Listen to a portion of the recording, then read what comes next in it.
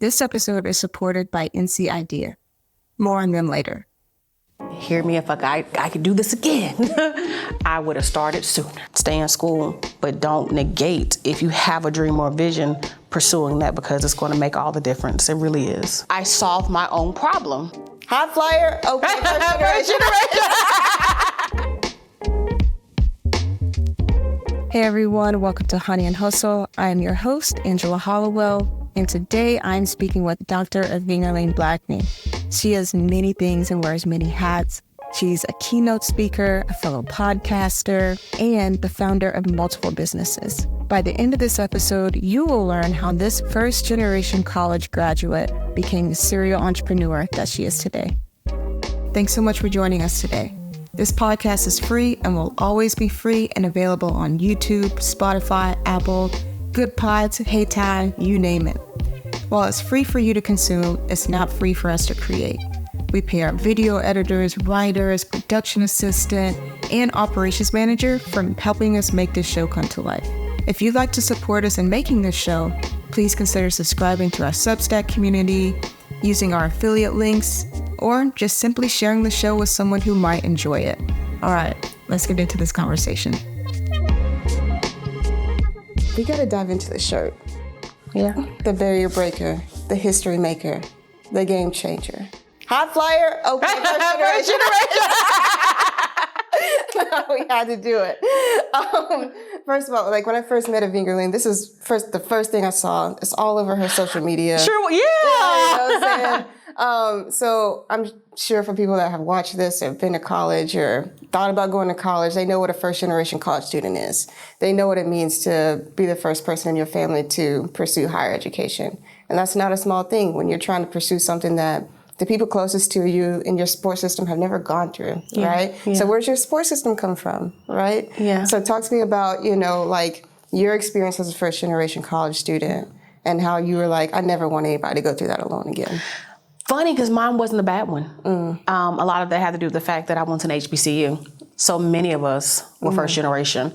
And the lived experiences for me were, we were late, we were all working, we all had stuff happening at home. But then that was also like the challenge, right? Yeah. There's stuff happening at home, I'm trying to study, I'm trying to get through this degree, I'm trying to figure out if I want to stay in this major, if this even works for me. Yeah. I'm trying to figure out what's next. What is grad school? Yeah. But I didn't even know I was first generation in undergrad. So that's the other thing, right? It took me going to grad school, studying higher education, and then realizing in hindsight, oh damn, this is, wait a minute. So like when I'm telling you, going through this experience, it was smooth. It wasn't until I even got to like a PWI in grad school that things really started to hit for me. More students who are at PWIs, and especially students of color, struggle more because not only is it the first gen identity, it's the cultural pieces. Yeah. So, and it's not as normal, for lack of better words, to be first generation, like I said, compared to PWIs, HBCUs.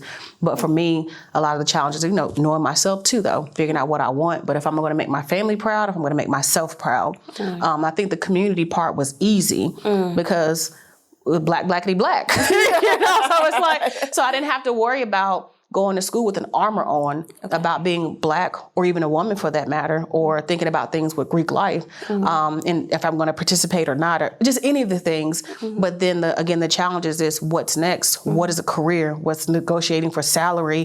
Is this major? I'm doing this major because it's fun to me, but does this really make sense, right? And nobody's going to be like, no, you should do something different, unless somebody's really like astute to the fact that you should really be doing something different. Then you get this degree and be like, I'm not doing anything with this, right? Like, well, I'm not, like, what the hell? Yeah. But I also went in as an honors college student. So I had a full academic scholarship. Good. And it's like choosing to go to my institution was because I have no money. So somebody needed to pay for it, right? Yeah. And I said it was good, but the challenges were more internal than they were external, figuring out who to ask for help. I lost my grandfather my very first year of college, thought I was going to go home, was actually going to leave a full academic scholarship to go home to help my mom. And everybody's like, you crazy if you do that. But I'm like, but I feel like she needs my support. And as a first gen, again, I'm the first to go off. Who am I to not help my mom? Who am I to not support her and what she's got going on? But even she was like, you made it out of here. You need to stay. And I'm like, don't you tell me to stay. I'm coming home. I'm going to help. But I'm really glad I made the decision. So to stay and to continue to pursue it, because in hindsight, I had really done something on many levels that many first gens don't get to do. That's go to college, that's get the degree in 4 years, and then have it paid for in full. So, like, shout out to that, but keeping those grades up and the balance of life and what to do, those are more the challenges than do I belong here? Because I definitely, the sense of belonging, if you don't get anywhere else, you can get an HBCU. Yeah, that's what I feel. Yeah. I mean, like, I wish my parents had that mentality. So I wasn't first gen. Yeah. But they were also like, if we are going to support you, like going to college, then we also get a say in where you go. So I had gotten a full ride from Tuskegee. I didn't want to go that close to home though. Okay. And then I had gotten a full ride at Xavier. Nice, New Orleans. And they didn't want me that far away from home. Can we make about mine, please? I know, let me mind my business. But it's done now. Yeah, and then I got a full ride to Howard. They said, you bad. And they were like, way too far. Well, that, and then my mom was like, I think it would be a great school, but I don't think you would find your people there. Really? Yeah, which is an interesting statement, and I trusted her like she's my mom, because I'm not like, I'm very relaxed. Same, yeah. Like, I'm a t-shirt and jeans type of girl. Every day, all day. And Howard, she's like, Howard, they be on the front of, like, magazines. Like, I don't think, like, you're going to find your people there. Like, they might be a little too bougie for you. And I was like, okay. Oh, I'm sorry. So I ended up going to UAB, and I did not get a full ride. I got a good scholarship, but I still had to take out loans. Yeah. And I don't know. I mean, like, it is what it is. Like, I don't necessarily regret it. But, you know. Them student loans are, I mean, I don't know if I'm going to pay them back. Did you ever think about it for grad school, though? I did go to grad school, and I went to UAB. UAB, but like I'm saying, go to Howard, though, like to still kind of get that, or go to any black school for that matter, you did? I didn't, because at the time, there was a very specific program that I wanted. Okay. And there were only 4 in the entire United States. Okay. And one of them was at UAB. So I went to UAB. Because it was a known quantity at that point, you know, and I did like Birmingham a lot. And I wanted to see if I could make a life there, you know, because when I was going for undergrad, I was just thinking about getting a degree. Gotcha. I was not thinking about life. Yeah, no, I wasn't thinking about that. And I kind of fell in love with it, and I kind of, you know, I found my people. I had a great community there, so I went home for 6 months, took whatever the test is, the GRE, and applied, and got it almost paid for. My parents were like, you know what, like, you took out student loans, you shouldn't have had to do that. We'll come with the rest. Yeah. And they came with the rest for grad school. So I didn't have loans for grad school. Got you.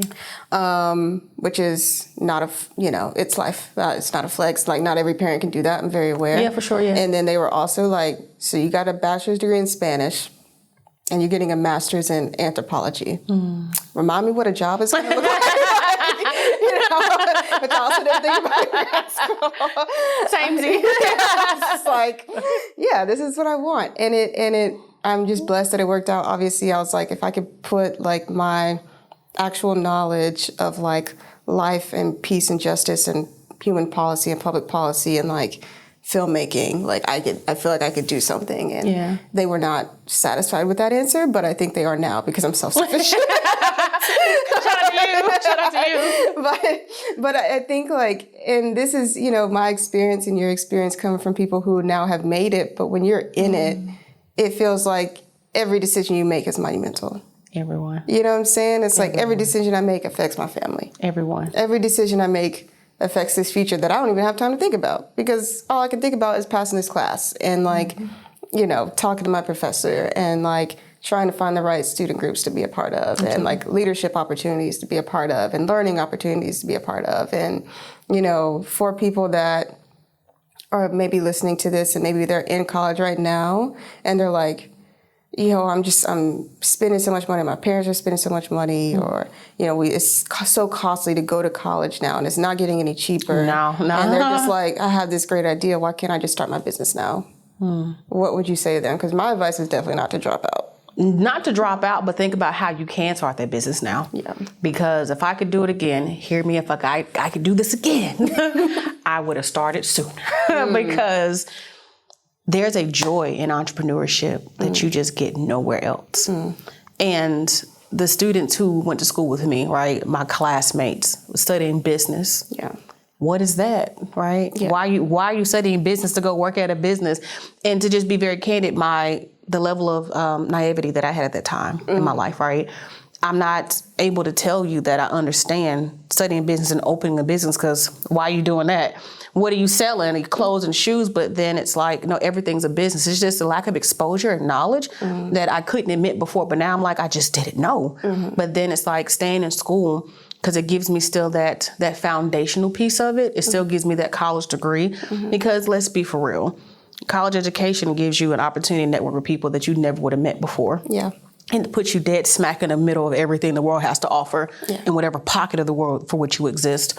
It's that critical thinking that it helps you with. Yes. It's that research. It's the analytical thing. It's all so many things that it gives you in terms of tools, but how it exposes you and allows you to grow and discover yourself and to figure out what that greater looks like for you. Yeah. So I'm a proponent for higher education all day. Again, studied it. That's what my master's and my doctorate's in, right? But more than anything, but having that side hustle or that thing that you can do that's completely yours. Yeah. Because like I said, what do you do if you know I want to have a lucrative career? So maybe I'm going to choose computer science, but I really love cuddling babies. You know what I'm saying? Like, so, do you baby cuddling service, right? Yeah. But it's like, how do you find the balance, right, between the professional thing, if that's what you choose, and going and working for somebody else, but still having those passion projects. And I think that entrepreneurship for many of us gives us that outlet. And then some of us is like, no, this is the thing. So if I had tried my hand at, business sooner, but I just didn't know. And I would walk, ride, and you see Target and Walmart and all these, whatever, Burger King, Hardee's, Wendy's, just everything. And it's like, somebody is a manager, but I never had a concept beyond manager, like to just be honest with you. And so a lot of people don't even know that they can start a business or that they should start a business. So that's kind of like, well, I had these ideas, but I can't do anything with it. Right. You can do anything with everything. Yeah. If it's braiding hair, if it's waxing eyebrows, if it's doing tattoos, like there's so many things that people can do. Painting, and it's art, and it's renovations. Like there's so many things, but we just don't allow ourselves to explore it. But my thing is, get the degree, knowing that it's going to help solidify whatever you do in whatever kind of way. And I think for me, coming from a non-educated family, or college-educated family, let me be very clear about that, that it made it really easy for me to see the value in education and have that, because it changed between having a salary and having to clock in. Right, between having benefits and time off, and I'm not going to get hurt because I'm leaving work for a couple hours, right? And I said by getting hurt, I'm losing money, right? But then thinking about how can I expand and have more than one stream of income and just really live a full life. And I just think that stay in school, but don't negate, if you have a dream or a vision, pursuing that, because it's going to make all the difference. It really is. This conversation is getting good, and trust me, it's only going to get better. But before we go on, I wanted to take a minute to thank our sponsor, NC Idea. NC Idea is an independent, private foundation whose vision is to help North Carolinians achieve their entrepreneurial ambition to start and grow high-potential companies. They have grants, workshops, and an annual summit, all to help advance entrepreneurship and promote equitable economic development. To learn more and apply for grant funding, visit their website at the link in the description or head to ncidea.org. All right, let's get back into this conversation. So when you talk about, the transition from being an employee to being an entrepreneur, I'm sure there's plenty of people who've done pros and cons lists, so we don't have to go down that road. But something that I think about when it comes to people considering, well, should I start my own business, right? I think about what I perceived business to be in college, just like you. And for me, a falsehood that I believed was that I was going to get a job and I was going to bring innovative solutions to that job. I was going to be a problem solver. I was going to just help them elevate. And I think as young people, we have that idea that we know how to do certain things better because, especially my generation, our generation, we're a little more technologically savvy. Yeah. We're a little more aware of what tools are available to help us do certain tasks better at a higher level. And so I thought I was going to go into this job and I was just going to, be this Change the high, game, be this high achiever, you know, and it's like, maybe I was, but that's not what they hired me to do. That's not what any job is hiring you to do, you know, unless you're at like the director, the, you know, C-suite level. Like they're not hiring you to change. They're hiring you to do your job. This is exactly do your job. What you have to do. And I think, you know, that needs to be the reality what people need to think of. What you said. Like, you know, and there's nothing wrong with that. If you want like transparency, like get a job with a job description. Ain't no problem with that, right? And if you want to, you know, make change, just know that you're not going to make it till you get at that level where you are the decision maker. And how long is it going to take you to get years. there? Yeah. So many years. And the other half of that too was like startups were becoming, I would say, more popular as a means for like entry-level positions around like the late, you know, 2007, 2008 you know, 2015-ish. And I was in college, you know, 2012 to 2016 for my bachelor's. So that was the time where people were like, oh, I could go work at this little startup and have a good salary, you know? And it's like, well, that startup only raised a certain amount of money and they hemorrhaging. So you only gonna have a good job for about 2 years. If that. You know? If that, and, you know, right. It's really gonna be discombobulated because it's a new company. Right. They probably don't have no kind of rules, regulations. So y'all just flying blind right now. And that's the other thing. People got allured by like, oh, I'm gonna work at this cool startup where it's, you know, tech savvy and innovative. And I'm like this, you know, my role is very defined and like I'm very aware of my contributions, right? Yeah. Whereas in like bigger corporations like a McDonald's, like you serve some, like you took somebody's order, like there's multiple people that do that and like nobody's giving you recognition for like taking somebody's order really well. Whereas if you're like at a startup and you like are doing a great job with customer service, there's like probably 3 of y'all. So like, of course, you know, you can get recognition when you're on a smaller team. So there's 2 little subtle differences, but I think neither one was appealing to me. And I say this because, like, you know, if you're a first generation college student, if you're anybody watching this or listening to this, and you're thinking like, okay, well, maybe I want to start a side hustle, but I want to have some security before that. I think you need to be realistic about what transferable skills look like. Yeah. So talk to me a little bit about like conversations that you're having with people who are like, well, I want to start my own business, or I want to think differently about how I'm going to, you know, use my college experience to enhance life after college and maybe some of the harsh realities they're starting to run into. Harsh realities. I mean, it is what it is, right? My first question is generally why? Why do you want to do what you want to do? What sense does it make? What problem, you said it so very clearly, are you solving? What experience did you have to be able to solve this problem that you're trying to solve? My biggest question, who the hell gonna pay you to solve this problem? Because, I mean, we have great ideas. And again, I'm a true believer anything is possible, but it may not be possible here. We talked about some of the things you're trying, it wasn't possible in Birmingham. It just wasn't gonna happen. It's not gonna pop off. Take it somewhere else, right? But then I think about all the layers. Do you have the staying power, right? Are you willing to give it 5, 7, 10 years, right? Minimum. Minimum, right? Are you willing to lose some sleep sometimes? Are you willing to hear no? I guess now, why and willingness? No, so this might be a good one, a good spin. Why and willingness? Because at the end of the day, it's not overnight. It's really not overnight. And some people, I think, have a false expectation that I'm just gonna get out here and it's just like boom. Something that I tell people all the time, I'm not an overnight success. I've been at this for almost a decade. And how many hits have I had to take? You know, getting through the cocoa, right? Having some personal stuff happen in my life. Things that I've had to let go of, all the things that I've tried from online courses and speaking to in-person events. I've done a little bit of like, seemed like everything to try to like what works and testing my market and thinking that I have a good, fit for my market. Then for them to be like, oh no, we changed our minds, right? And so there's this thing that it's challenging, it's inconsistent, but it's crazy beautiful. And it's exciting. And then when you finally hit your stride, you're like, oh shit, I'm doing it now, right? Because it's like, you get there, but are you willing to go the mile?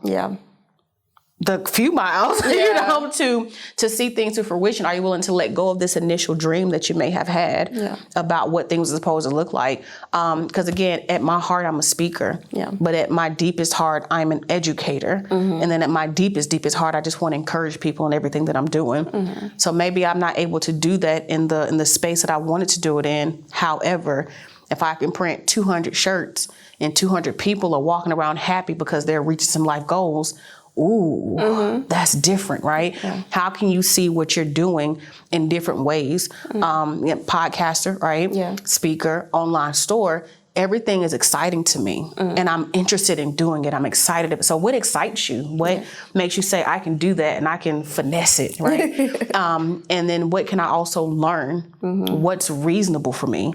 Because when I say reasonable, service-based, their profit margin, a whole lot better though than product-based. Yeah. Because people don't think about the inventory, the returns, the stuff that gets broken, stuff that may not arrive on time. There's so many other layers, looking at the two, but the same thing with service, because I've been there, having a project need to get it done within a certain time frame. Yeah.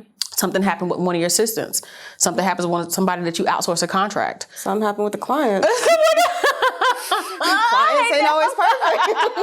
Okay, because that happens. The change. We're not gonna start today. We're not gonna start today, Angela. We're not gonna start today.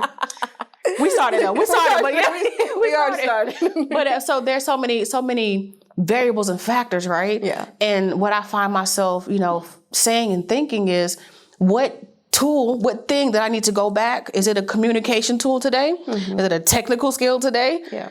Nobody talks about building your website when you ain't got it. Yeah. But then it's like, now I'm a coder. Yeah. I didn't go to school for this. And I had the hours and hours that you spend doing things. Yeah. Or what about those projects that you just know gonna pop off and then they flop. And it's like, but you did the work. Yeah. You did the research. You asked people. So are you willing to be versatile? Yeah. To be flexible? To be willing to try again. It comes down to not stopping. Like there's so many things at work. And then to be a woman, to be a black woman, to be a black woman with my ass in the South, and what opportunities look like. And then we're constantly getting these legislation and policies and things that are changing that are working against creating access. Yeah. So then I'm first generation. Yeah.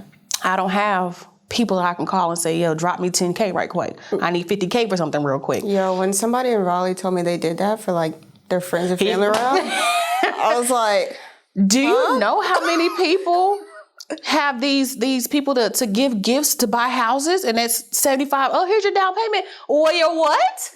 I don't come from that. No. I don't come from that. It's like, I heard the average that certain families get is like 40K for a house. I'm like, 40K they didn't earn? 40K they didn't work for? And you just giving it as a gift to get a house? Angela. In a nice house. In a nice neighborhood. Yeah. You just killed your payment, like it's low now. So you don't really have to, and then it's out here trying to... I'm dazed and confused. Okay. But then that happens with businesses too. Yeah, it does. I need office space. I need inventory. I need to hire. I need to pay insurance. I need to think about taxes. All the things I need to think about softwares and things that I didn't know I had to think about. Right. It takes money. Yeah. Then I'm applying for the grant, and the grant ran out. Or I'm applying for the grant, and everybody else got the grant but me. Yeah. So those financial woes that come up, and it's like people who make it in entrepreneurship, you got to be something. You got and not just from a popular or, if you come from rich, I guess, but you have to be somebody who's persistent and resilient and unwilling to fail. Yeah. And to try because everything seems like it can work against you. Yeah. But then when those things work out, it's like, that really worked out. Right. Look at my stuff. look at me. Look at the award that came because of something I did that I'm like, y'all saw that? Y'all were paying attention to that, right? Yeah. But it's knowing who you are more than anything. And I would even say trusting who you are and how you show up in the world and knowing what you want to leave behind. Yeah. Because it's so much easier to go work a 9-to-5 and to do those things, right? That you told to do. Yeah, don't be creative now. Don't be creative. Don't ask me no questions.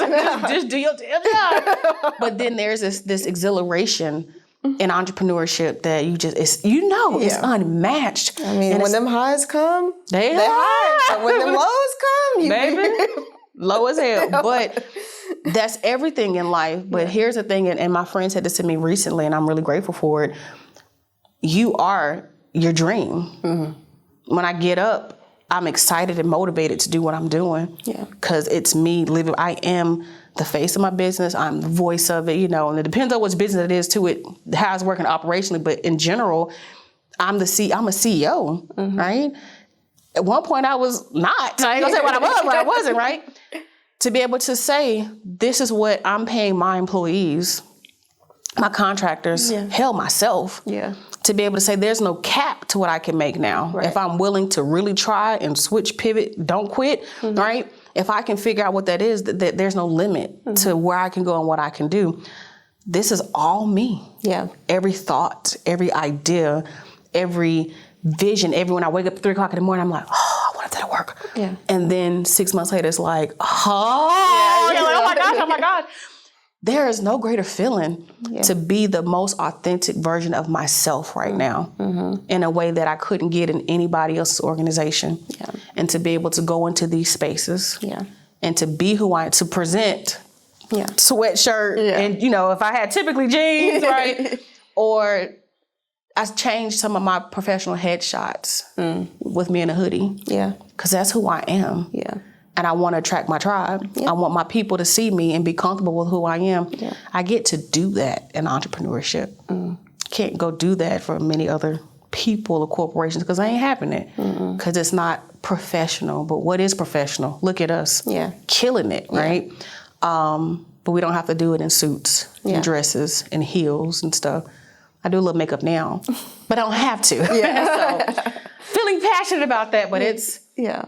You trust your journey, right? You do. And trust what's inside of you. But know, if tomorrow doesn't come for you, what do you have to leave the world? And are you going to be okay with that? Because if you're not, don't do it. But if you believe there is something more to you, you have got to. You've absolutely got to make it happen. Got to make it happen. Yeah. I want to talk to you a little bit about what you said about your target audience, right? Because I know there are some people who say, well, I have a problem I want to solve. Mm-hmm. And based on the numbers, there's enough people experiencing this problem that it will be lucrative for me to solve it, right? The numbers be lying sometimes. The numbers be lying. They be lying big lies. They be lying, right? Because I think sometimes, too, when people say, well, create a business to solve a problem. Yeah. Sometimes the problem you're solving isn't as big of a problem as you think. Like, the market is limited. And sometimes, if it's been a problem for a long time, people have already found workarounds that work for them, right? So they don't necessarily need a solution to that problem. They don't necessarily need your solution to their problem, right? And just the example you used of, well, I want to serve first generation people. And you're like, but that market, it wasn't big enough. And people felt like the solutions they had, they were like, we good with the solutions, right? So talk to me about how you kind of had to change your thinking about, well, who am I serving then? And can I still accomplish my original mission of helping first-generation college students? Thank you for that, because that's been hard. That's that hard pill to swallow. That's that I don't want to accept this truth, but it is what it is. Part of it, too, I want to add, too, is just having the funding to do it.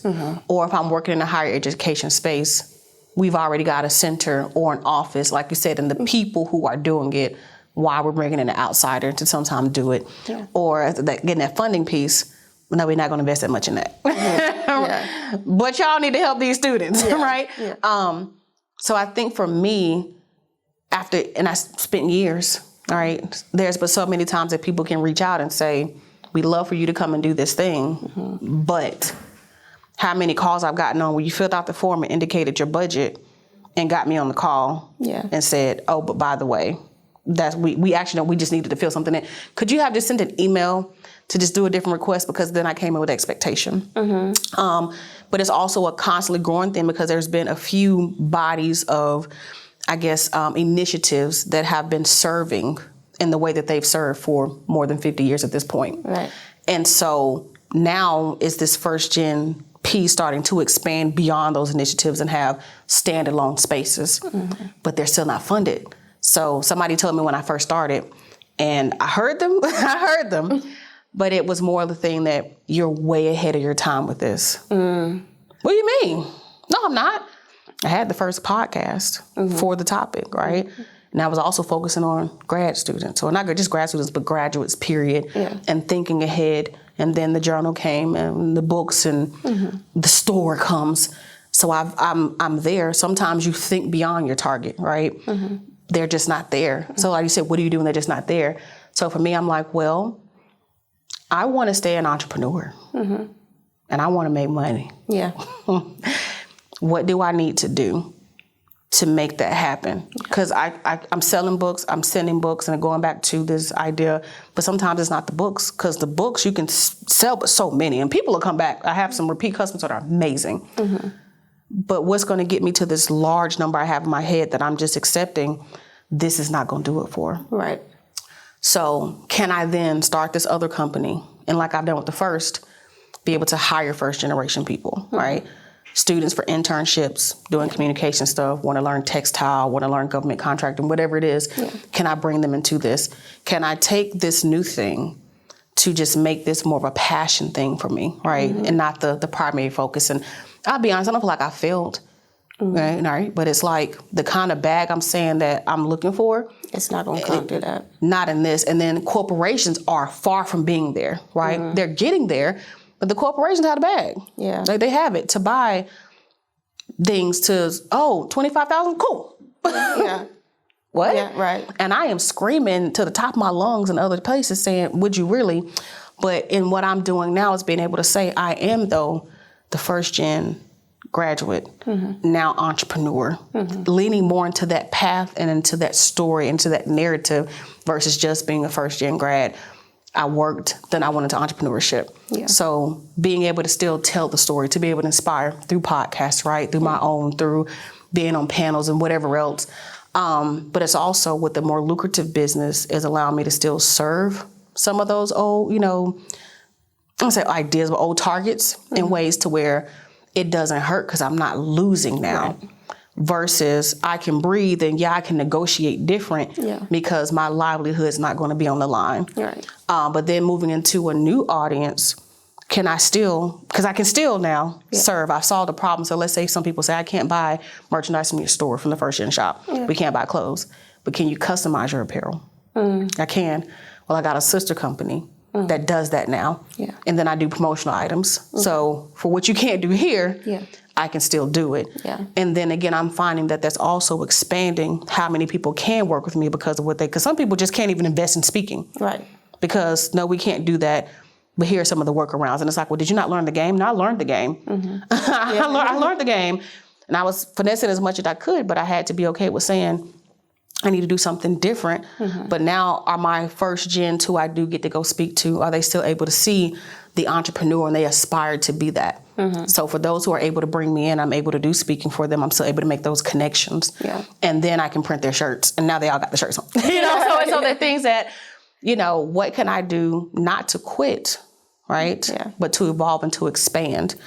And then I get a lot of joy when I think about, I had an institution order 700 books this year for me, right? And then I go to do an engagement with them and the students are coming in and it's like, that's the first that the institution ordered that many and brought me in to speak. Right. Kind of either get or try to get a package, just be straight up with you. And so I'm like, okay, cool. We can do this, but I'm not having to compromise, right? But then they'll come back and work with other departments to do other things with students that may not be first gen, but I'm still serving. So it's a blend, right? But it's being okay with saying it's greater. It's greater. And if I can do the scholarships and put students through school more easily, right, by changing and working with governmental entities, corporations, well, there's still going to be first gens that are there who are working in these spaces, who are leading in these spaces, who I'm actually contacting to say, let's partner. I know you first gen, and I know you at Coke. So let's do this thing, right? So being open to the possibilities, but never losing sight of the fact that I'm still on the first gen journey, and what I built, my foundation was that, and they're still watching. So, When I think about, diversifying your income, right? Not something I thought about when I first started. You know what I'm saying? I started as a photographer, and I said, I see that video is coming. Yeah. And I feel like if I can do photo and video, I felt like I could name my price because there are so few people who did both and did both well. Yeah. And so I guess if that counts as diversification, that was kind of my start. And then in 2020, I started the podcast. So that's another creative outlet, right? I don't produce podcasts for other people, but it was an avenue for me to have partnerships and for me to create really specific content for the people. Yeah. Right. And I think that when we think about diversifying, when people say that, even if it's just a side hustle to your main job, and even if it's not to diminish that, but for sure, yeah. When you think about that, people usually think about creating it out of need, right? Because the main job isn't paying you enough, right? But really, I think we, as a people, just as anybody, really need to start thinking about side hustles or different avenues of income as a safety net. Because even in your, let's say the speaking was taken off, then COVID happened, then what? Well, that's what happened. Yeah. Like the year that I was like, I had finally gotten to that rhythm and I was like, I'm good. Yeah. Overnight. Yeah. Everything. So even as an entrepreneur, there's still some you need to have some different avenues to make money that are tried and true because anything can happen. For sure. And I think that applies to anything. And when you try to talk with people about that, even as entrepreneurs, some people are very resistant because the other dichotomy, half of this dichotomy is that when you're very specific about what it is you do and what it is you don't do, then you're used to being able to say no to things that, are not within your current scope of work. So talk to me a little bit about, how you think about the benefits of expanding into being both the maker and the supplier in terms of products. I love it. Change the game. Yeah. Game changer. Because again, it's just, I solved my own problem. Yeah. And I didn't realize it at first because I didn't even have institutions in mind when I thought about, the first gen shop was really professionals for scholars. Show your pride, buy the shirt, get the sweater, whatever. But again, institutions typically have been my largest clients. And I started to realize it was really those organizations that were keeping the business alive and afloat because they were buying books and journals and, graduation stuff. Things were coming from that. So I'm like, B2C wasn't even really my thing, right? But then thinking about, okay, when I'm running into certain issues at certain places, because publics are different than privates, institutions, and what they can do, what the red flags are, whatever. So I'm thinking, well, if I keep hearing this is a problem, and I know y'all want to work with me, again, how can I solve this problem I'm having for myself? Because I don't want to keep leaving opportunity on the table. Yeah. But it wasn't even that initially. It was just starting supply company because I wanted to get in a government contract and I had a skill in apparel. And I kept seeing that these contracts, people were getting stuff for promotional items and apparel. And I'm like, but I can do that. Let me just do that. Yeah. And then it hit me. But I can do this for me too. Yeah. So now I'm, like you said, my own supplier. And it's like I'm doing my own thing, but at mass. And it just gives me a peace knowing I can fix the problem sometimes. Not say sometimes, a lot of times. Because now people, we can't buy shirts. Again, can you make them? Yeah. Can you customize them? Can we do stuff for your institution, for your students specifically? I made it harder for people to tell me no. Because at this point now, you don't have to bring me in and speak. And let me say this too. As a speaker, I wasn't somebody who was going to limit myself. I limited myself, but I didn't put an emphasis on leadership, financial literacy. That's not my go-to. That's not my thing. And I'm not going to lie to myself. I'm an empowerment, personal development, inspirational. That's what you're going to get. So you even have some people say, well, maybe that wasn't lucrative enough or you should have done something different. I'm going to stay true to me, right? I know student affairs, everything comes with some kind of thing, but okay, I can't solve that problem any differently because then if I'm doing leadership, it's not going to be honest. Right. So I'm going to show up and do maybe a half-assed job, but I don't want to just do it, because I just did it. No. Yeah. Right? And in my field, it's like, well, okay, but how can I expand? So now being the supplier and the maker, I'm able to, again, serve more widely and I can be in more places at once. Yeah. Because as a speaker, I don't have the opportunity to be in New York at 4, and then, down in Georgia at 7. Yeah. Now I'm sending out boxes and boxes of stuff to different institutions and organizations, period, across the states. And I'm like, I didn't have to leave the house. I didn't have to put on pants, like, because I have these like lounge pants. I love to wear lounge pants. Yeah. And it's thinking like, it helped me to be able to do the engagements that I want to do, but also do the engagements where people are going to value what I'm bringing. Yeah. And it's coming. So it's also, again, giving me that time to take a step back and be cool and to learn new skills, right? To figure out what I do and don't like. And then to even come an even stronger entrepreneur. Yeah. Because my skills have expanded exponentially. Yeah. And again, it's just peace of mind. Yeah. And so I already had the thing that I was doing. Yeah.